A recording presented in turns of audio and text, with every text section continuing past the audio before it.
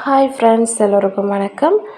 This video is sponsored by BuyMode e-shopping app. Friends, இந்த வீடியோவில் நம்ம how to cleanse your mind அதை பற்றி தான் பார்க்க போகிறோம். எப்படி நம்மளோட மனசை நம்ம தெளிவுபடுத்துறது, எப்படி சுத்தப்படுத்துறது அப்படின்னு சொல்லி தான் பார்க்கலாம். ஸோ ஃபர்ஸ்ட் ஆஃப் ஆல் நம்ம யாரோட மனசையும் நம்ம மாற்ற முடியாது இல்லையா? அவங்க நாமளே சேஞ்ச் ஆகிற வரைக்கும். ஸோ எப்படி நம்மளோட மனசை சேஞ்ச் பண்ணிக்கிறது, நம்மளோட மைண்ட் செட்டை எப்படி சேஞ்ச் பண்ணுறது, நம்மளோட மைண்டை எப்படி கிளியர் பண்ணுறது, எப்படி சுத்தமாக வச்சுக்கிறது அப்படி தான் பார்க்க போகிறோம். ஸோ சொல்லுவாங்க இல்லையா, அதாவது நம்ம அகத்தின் அழகு முகத்தில் தோன்றும் அப்படின்னு சொல்லிட்டு. ஸோ நம்மளோட அகத்தின் அழகை கிளியர் பண்ணால் மட்டும்தான் நம்மளோட முகம் நல்ல அழகாக தெரியும். மற்றபடி நம்ம ஃபேஷியல் பண்ணுறது இல்லை நம்ம முகத்தை வெளி தோற்றத்தை அழகுபடுத்துறது மூலமாக நம்ம அழகாக முடியாது, ஒரு நல்ல ஒரு மனிதர்களாக மாற முடியாது. அதை விட நம்ம அகத்தை நம்ம சுத்தமாக வச்சுக்கிட்டோம்னா நம்மளோட வெளி தோற்றம் நல்லா இல்லாட்டியும் நம்மளை மற்றவங்களுக்கு பிடிக்க ஆரம்பிக்கும். எல்லாருக்கும் பிடிக்கிற ஒரு பர்சனாக நம்ம மாறிடுவோம் இல்லையா? ஸோ அதுக்கு மெயின் திங் என்ன அப்படின்னா, நம்மளோட மைண்டை ஃபஸ்ட்டு நம்ம சுத்தப்படுத்தணும். அதுக்கு நம்ம என்னெல்லாம் பண்ணலாம் அப்படின்னு பார்க்கலாம். இந்த டெக்னிக்ஸ் நான் உங்களுக்கு புதுசாக சொல்லிக் கொடுக்குற போகிறதில்ல. நிறைய பேர் சொல்லியிருப்பாங்க. பட் நீங்கள் இந்த ஒரு விஷயத்த நம்ம ஃபாலோ பண்ணுறதுனால இவ்வளோ பெரிய மாற்றத்தை பார்க்க முடியுமா அப்படின்னு நீங்கள் யோசிக்கலாம். கண்டிப்பாக இந்த ஒரு 4 விஷயத்த நம்ம பண்ணுறதுனால நம்ம லைஃப்பை நம்ம கண்டிப்பாக நல்லா சேஞ்ச் பண்ண முடியும். நம்ம நினைக்கிறத நம்ம சாதிக்க முடியும். அதே மாதிரி நம்ம மைண்டை பீஸ்ஃபுல்லாக, அமைதியாக நம்ம நம்ம கட்டுப்பாட்டுக்குள்ளே நம்ம வச்சுட்டு சுத்தமாக நல்ல அழகாக வச்சுக்க முடியும். சரியா? ஸோ அதுதான் எப்படின்னு பார்க்க போகிறோம். First I am sorry. ஓகேவா? 4 ஃப்ரேசஸ் இருக்குது.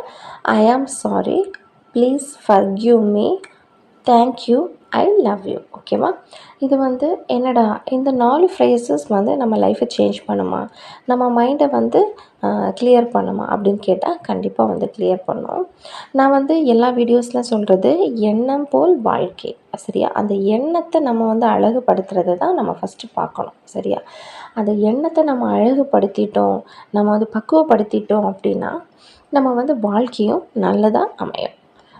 ஸோ அதுக்கு நம்ம பண்ண வேண்டியது ஐ ஆம் சாரி. சாரி சொல்லணும். எதுக்கெல்லாம் சாரி சொல்லணும் அப்படின்னு பார்த்தீங்கன்னா, இப்போ நம்ம லைஃப்பில் நடக்கக்கூடிய எந்த ஒரு பிரச்சனையை நீங்கள் எடுத்து பார்த்துக்கிட்டிங்கனாலும் அதுக்கு மூல காரணம் யார் அப்படின்னு பார்த்தீங்கன்னா நாமளாக தான் இருப்போம். சரியா? எந்த ஒரு ப்ராப்ளமும் நம்ம அனுமதிக்காமல் நம்ம லைஃப்குள்ளே வர்றதே கிடையாது. கொஞ்சம் நல்ல தனிமையில் இருந்து யோசிங்க. மெடிடேஷன் பண்ணி யோசிக்கும் போது கண்டிப்பாக உங்களுக்கு அந்த பிரச்சனையோட உண்மை தன்மை என்ன அப்படின்னு உங்களுக்கு புரியும். இப்போ எக்ஸாம்பிள் சொல்கிறேன். நமக்கு ஒரு பண பிரச்சனை இருக்குதுன்னு வச்சுக்கோங்களேன். கடன் வாங்கிட்டீங்க. அது சில பேர் என்ன பண்ணுவாங்கன்னா, ஒரு கடனை தீர்க்கிறதுக்கு இன்னொரு கடன் வாங்குவாங்க. அந்த மாதிரி கடன் அதிகமாகிட்டே இருக்கும். ஸோ அவங்களுக்கு தலைக்கு மேலே கடன், அவங்களால தாங்கவே முடியாது. நிறைய பேர் தற்கொலை வரைக்கும் போயிடுவாங்க. சரியா? ஸோ அந்த மாதிரி தற்கொலை எண்ணங்கள் எல்லாம் ரொம்பவே தவறு. அதை நம்ம இன்னொரு வீடியோவில் பார்ப்போம். ஸோ நம்ம என்ன பண்ணணும் அப்படின்னா, இந்த கடன் பிரச்சனைக்கு யார் காரணம் அப்படின்னு நீங்கள் கொஞ்சம் யோசிச்சு பாருங்கள். நம்மளாக தான் காரணம். இப்போ ஒரு கடன் வருது அப்படின்னா அதை கிளியர் பண்ணுறதுக்கு நம்ம போய் இன்னொரு கடன் வாங்குகிறோம் இல்லையா? அது எவ்வளோ பெரிய தவறு. ஸோ ஒரு கடனை தீர்க்க இன்னொரு கடன் நம்ம வாங்கவே கூடாது. அந்த கடனை தீர்க்கிறதுக்கு ஆன வழிமுறைகள், ஏதாவது ஒரு சின்ன சின்ன பிஸ்னஸ் பண்ணுறது, பார்ட் டைம் ஜாப் பண்ணுறது, இந்த மாதிரி நம்மளோட உழைப்பின் வருமானத்தை அதிகப்படுத்திக்கிட்டோம் அப்படின்னா கண்டிப்பாக அந்த கடன்லேருந்து நம்ம வெளியில் வந்துடலாம். நம்ம என்ன பண்ணோம், நம்மள சில பேர் நான் படித்த வேலைக்கு தான் போவேன் அப்படின்னு சொல்லிட்டு ஒத்த காலில் நிற்போம். அப்படிலாம் கிடையாது. செய்கிற தொழில் தெய்வம் அப்படின்னு நமக்கு தெரியும்.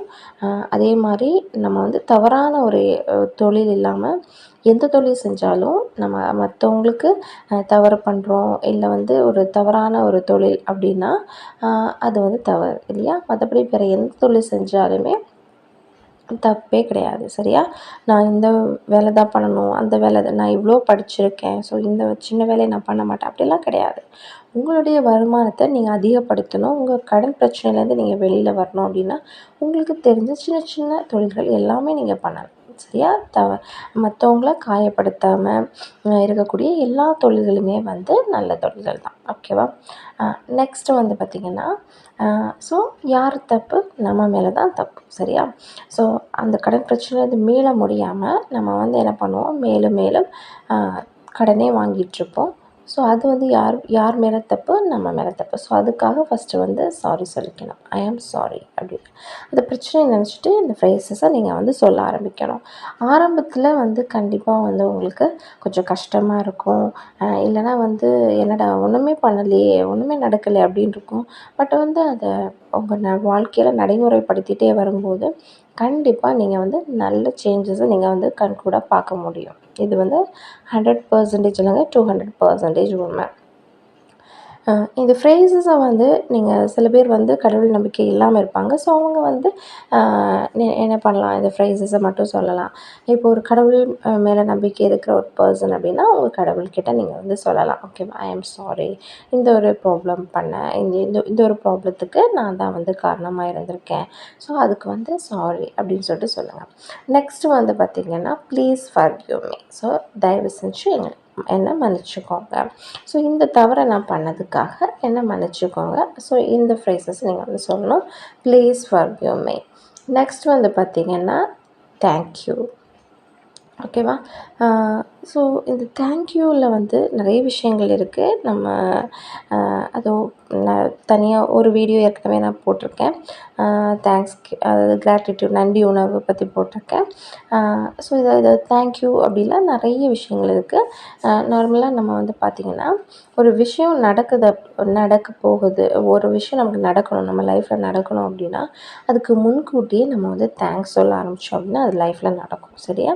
ஸோ உங்கள் கடவுள்கிட்ட நீங்கள் வந்து அதாவது இப்போது வந்து எனக்கு அந்த கடன் தீரணும், இல்லைனா எனக்கு ஒரு நல்ல வீடு வேணும், நான் இப்போ வந்து வாடகை வீட்டில் இருக்கேன். ஸோ வந்து நல்ல வீடு வேணும் அப்படின்னா அந்த வீடு வந்து நீங்கள் வாங்கிட்டீங்க, அந்த வீட்டில் நீங்கள் வாழ்கிறீங்க, அந்த வீடு வந்து அந்த இடம் வாங்குறீங்க, வீடு வைக்கிறீங்க, அதுக்கப்புறம் அந்த வீட்டில் வந்து சந்தோஷமாக நீங்கள் உங்கள் ஃபேமிலி கூட ஸ்பெண்ட் பண்ணுறீங்க, அங்கே உட்காந்து சாப்பிட்றீங்க. இந்த மாதிரி ஒவ்வொரு விஷயங்களை நீங்கள் வந்து நடந்ததாக நினச்சி நீங்கள் வந்து தேங்க்ஸ் கொடுக்கணும். ஓகேவா? தேங்க்ஸ் சொல்லிகிட்டே இருக்கணும். ஸோ அப்படி பண்ணும்போது கண்டிப்பாக அது வந்து நாளடைவில் அது உண்மையாக மாற ஆரம்பிக்கும். சரியா? ஸோ இந்த விஷயங்களை வந்து நல்ல விஷயங்களுக்கு மட்டும் பயன்படுத்துங்க. சரியா? நெக்ஸ்ட்டு வந்து பார்த்திங்கன்னா, ஐ லவ் யூ. ஓகேவா? இப்போ நீங்கள் வந்து ஒருத்தர் மேலே கோவமாக இருப்பீங்க. அப்போது அந்த பிரச்சனையை நீங்கள் அனலைஸ் பண்ணி பார்த்தீங்கன்னா அந்த ப்ராப்ளத்துக்கும் நம்ம தான் சொல்யூஷனாக இருக்கும். அப்போது வந்து நம்ம தான் பிரச்சனை பண்ணவங்களா இருப்போம். ஸோ அதுக்காகவும் அவங்கள மன்னித்து அப்படி ஐ லவ் யூ அப்படின்னு சொல்லிட்டு சொல்கிற மாதிரி நீங்கள் வந்து சொல்லலாம். ஓகேவா? உங்களுக்கு நீங்களே கூட நீங்கள் சொல்லலாம். ஏன்னா மாற்றம் ஃபஸ்ட்டு நமக்குள்ளே தான் வரணும் இல்லையா? ஸோ ஃபஸ்ட்டு உங்களை நேசித்தா தான் உங்களால் மற்றவங்கள நேசிக்க முடியும். So first I love you உங்களுக்கே சொல்லிக்கோங்க. ஓகேவா? உங்கள் கடவுளுக்கு சொல்லுங்கள், உங்களை சுற்றி இருக்கிறவங்களுக்கு சொல்லுங்கள். உங்களுக்கு யார் மேலேயாவது கோபம் இருக்குது, இல்லை எரிச்சல் இருக்குது, யாரையாவது அவங்கள பார்த்தாலே எரிச்சலாக இருக்குது அப்படின்னா அவங்களுக்கு வந்து நீங்கள் அவங்களுக்கு டைரெக்டாக போய் சொல்லணும்னு அவசியம் இல்லை. ஐ லவ் யூ அப்படின்னு சொல்லிட்டு சொல்லுங்கள். ஓகேவா? அப்போ வந்து சொல்லும்போது கண்டிப்பாக அந்த கோபம் வந்து நாளடைவில் மாறி அன்பாக வந்து மாறும். சரியா? ஸோ இந்த 4 விஷயத்தையும் நீங்கள் கண்டிப்பாக வந்து ஃபாலோ பண்ணிட்டீங்க அப்படின்னா கண்டிப்பாக உங்கள் வாழ்க்கையில் நீங்கள் வந்து சேஞ்சஸை வந்து பார்ப்பீங்க. நிறைய பேர் வந்து இதை சொல்லி சேஞ்சஸை பார்த்துருக்காங்க. இது வந்து நம்ம எதுக்கெல்லாம் இந்த 4 விஷயங்களை வந்து சொல்லலாம்.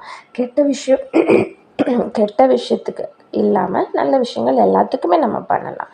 அதாவது இப்போ நீங்கள் கடன் பிரச்சனையில் இருக்கீங்க, இல்லை ஏதாவது ஒரு நோய் உங்கள் உடம்புக்குள்ளே இருக்குது, ஸோ அதை வந்து க்யூர் பண்ணிக்கணும் அப்படின்னா அதை நீங்கள் சொல்லிக்கலாம். ஸோ எப்படி சொல்லலாம்னா, ஐ ஆம் சாரி எப்படி சொல்கிறேன்னா, நான் இதை வந்து கவனிக்காமல் இருந்துட்டேன். அதாவது இப்போ நார்மலாக இப்போ ஹவுஸ் ஒய்ஃப் எடுத்துக்கோங்களேன், அவங்க வந்து அவங்கள கவனிக்க மாட்டாங்க, அவங்க ஃபேமிலி மெம்பர்ஸ் எல்லோரும் எல்லாரையுமே வந்து கவனிப்பாங்க. ஸோ அவங்கள கவனிக்கிறதுக்கு மறந்துடுவாங்க. குழந்தைங்களுக்கு சாப்பாடு ஊட்டுவாங்க, நல்ல ஹெல்த்தி ஃபுட் கொடுப்பாங்க, ஹஸ்பண்டை கவனிப்பாங்க, ஃபேமிலி மெம்பர்ஸை கவனிப்பாங்க. ஆனால் அவங்க வந்து இப்போ பாருங்களேன், காலையில் எழுந்திரிச்சு சமையல் செய்ய ஆரம்பிச்சிட்டாங்கன்னா குழந்தைங்களுக்கெல்லாம் சாப்பாடு கொடுத்துட்டு ஹஸ்பண்டுக்கு கொடுத்துட்டு அதுக்கப்புறம் அவங்க ஒரு 10 o'clock இல்லைன்னா 11 o'clock அந்த மாதிரி போயிடும் அவங்களோட பிரேக்ஃபாஸ்ட்டு. அதுக்கப்புறம் இந்த மாதிரி ஒவ்வொரு டைம் மதியம் டைம், நைட் டைம் அந்த மாதிரி. ஸோ அவங்க ஹெல்த்தை வந்து அவங்க பார்த்துக்கிறதுக்கு மறந்துடுவாங்க. சரியா? ஸோ அவங்க வந்து மற்றவங்க எல்லாரையும் பார்த்துட்டு அவங்களோட ஹெல்த்தை அவங்க பார்த்துப்பாங்க. ஸோ அப்படி பண்ணும்போது அவங்க ஹெல்த்து வந்து நாளடைவில் டவுன் ஆகிடும். சரியா? ஸோ அந்த தவறை வந்து பண்ணதுக்காக நான் வந்து சாரி சொல்லிக்கிறேன் அப்படின்னு சொல்லிட்டு சொல்லணும். சரியா? ஹெல்த்தியான ஃபுட்ஸ் எடுத்துக்க மாட்டாங்க, ஹெல்த்தியாக வந்து எதுவுமே பண்ண மாட்டாங்க. ஒரு சரியான ஒரு தூக்கம் இருக்காது, சரியான ஒரு கேரிங் அவங்களுக்கே அவங்க பண்ணிக்க மாட்டாங்க. சரியா? நான் வந்து சொல்கிறது ஹவுஸ் ஒய்ஃப். ஓகேவா? நார்மலாக நிறைய ஹவுஸ் ஒய்ஃப் வந்து இப்போ செல்ஃப் கேர் பண்ணிக்கிறாங்க. பட் வந்து இன்னும் நிறைய பேர் வந்து அதை வந்து கேர்லெஸ்ஸாக அவங்க ஹெல்த் மேலே ஒரு கான்ஷியஸ் இல்லாமல் இருக்காங்க. சரியா? ஸோ அதுக்காக ஃபஸ்ட்டு சாரி சொல்லிக்கணும். அதுக்கப்புறம் அதை வந்து நான் இப்படி வந்து அதை கவனிக்காமல் விட்டதுனால என்னை வந்து மன்னிச்சிக்கோங்க அப்படின்னு சொல்லிட்டு சொல்லணும். அதுக்கப்புறம் தேங்க்ஸ் சொல்லணும். அந்த அந்த ஹெல்த் இஷ்யூ வந்து உங்கள்கிட்டேருந்து போயிடுச்சு. ஸோ அதுக்காக ஒரு தேங்க்யூ. அதுக்கப்புறம் உங்களை நீங்களே வந்து உங்களுக்காகவே நீங்கள் வந்து ஐ லவ் யூ சொல்லிக்கணும். சரியா? ஸோ இந்த மாதிரி பண்ணலாம். சரியா? உடல் பிரச்சனைகள் இருக்கட்டும், கடன் பிரச்சனைகள் இருக்கட்டும், உங்களுக்கு ஒரு வீடு வேணும், கார் வேணும், உங்கள் குழந்தைங்களுக்கு நல்ல படிப்பு வேணும், உங்கள் ஹஸ்பண்டுக்கு வந்து நல்ல ஒரு பொசிஷனில் ஒரு ஜாபில் அவங்க வந்து செட்டில் ஆகணும். ஸோ இந்த மாதிரி எல்லா விஷயத்துக்கும், அதாவது நல்ல விஷயத்துக்கு எல்லாத்துக்குமே நீங்கள் இதை வந்து ஃபாலோ பண்ணலாம். இந்த 4 ஃப்ரேசஸ்க்கு அவ்வளோ மகிமை இருக்குது. சரியா? ஸோ இதை வந்து உங்கள் லைஃப்பில் வந்து நீங்கள் நடைமுறைப்படுத்துங்க. கண்டிப்பாக உங்கள் லைஃப்பும் சேஞ்ச் ஆகும். உங்கள் லைஃபு இந்த 4 ஃப்ரேசஸ்னால சேஞ்ச் ஆச்சுன்னா கமெண்ட் செக்ஷனில் கமெண்ட் பண்ணுங்கள். தேங்க்யூ.